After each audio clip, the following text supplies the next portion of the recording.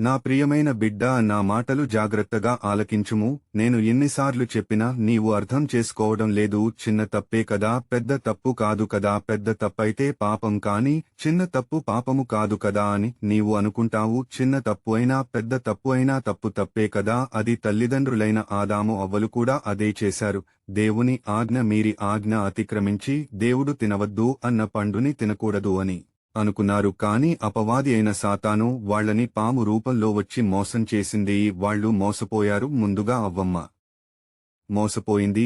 దేవుడు ఈ పండు తింటే చచ్చిపోతావు, తినవద్దు అన్నాడు. కాని ఆ పండు తింటే నీవు సావనే సావవు, నీవు దేవుని జ్ఞానము పొందుకుంటావని, దేవుని వలె నీవు అయిపోతావని దేవుడు అబద్ధమాడాడని నేను చెప్పినది నిజమని అవ్వమ్మకు చెప్పింది సాతాను. అవ్వమ్మ ఇది నిజమే అని నమ్మి తినవద్దన్న పండును తిని తప్పుచేసి పాపం మూట కట్టుకున్నది. అవ్వమ్మ తర్వాత భర్త అయిన ఆదాము దగ్గరికి ఒక పండు పట్టుకుని వెళ్లి ఆయనకి ఇవ్వగా ఆదాము కూడా తిని తప్పుచేసి పాపం మూట కట్టుకున్నాడు. కనువిప్పు కలిగింది. అప్పటికి ముందు వారికి శరీరం మీద బట్టలు లేవు.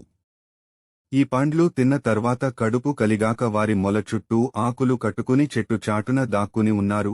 దేవుడు సాయంత్రం వస్తున్నప్పుడు నడక శబ్దము విని చెట్టు వెనకాల ఆదాము అవ్వలు దాక్కున్నారు. ఆదాము ఎక్కడున్నావు అని పిలవగా నేను మీరు వచ్చే శబ్దం విని చెట్టు చాటున దాక్కున్నాను అని చెప్పాడు. ఆదాము అయ్యో ఎంత పెద్ద తప్పు చేశారు, ఎందుకు చేశారు, ఎవరు చేయించారు అని ఆదామును ప్రశ్నించగా అప్పుడు ఆదాము నన్ను నాకు భార్యగా ఇచ్చిన నా భార్య ఆ పండు తినమని ఇచ్చింది, తిన్నాను. తర్వాత అవమ్మా నిన్ను ఎవరు తినమన్నారు ఆ పండును అని అడగగా నన్ను ఈ సర్పము తినమని అని అంటే ఒకళ్ల మీద ఒకళ్ళు ఆ తప్పును తప్పుపుచ్చుకోవడానికి నెట్టుకున్నారు. కాని వారి తప్పు చేసి పాపం మూట కట్టుకున్నారు. అందువలన వారిద్దరినీ ఏదోను తోట నుండి బయటకు గెంటివేశాడు.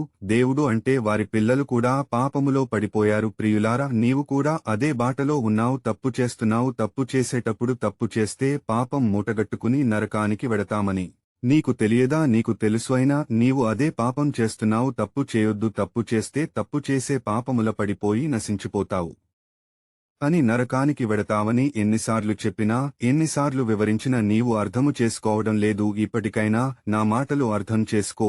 నీవు మీ కుటుంబము నా సన్నిధికి అంటే పరలోక రాజ్యము రావాలని నేను ఈ మాటలు నీకు తెలియజేస్తున్నాను. ఈ రోజు నుండి నేను చెప్పినట్లు జాగ్రత్తగా వినుము. పరిశుద్ధ గ్రంథములోని వాక్యమును వినుము. చీరపుత్రుడైన యేసు జ్ఞాన గ్రంథము 5వ అధ్యాయము 14 మరియు 15వ వచనములు. నీవు శాడీలు చెప్పుటలో దిట్టవనిపించుకోవలదు. నీ నాలుకతో ఉచ్చులు పన్నవద్దు. దొంగలు అవమానమునకు గురియైనట్లే అసత్యవాదులు తీవ్రనెందుకు రులగుదురు. పెద్ద తప్పులను చిన్న తప్పులను మానుకొనుము. ఆమెన్.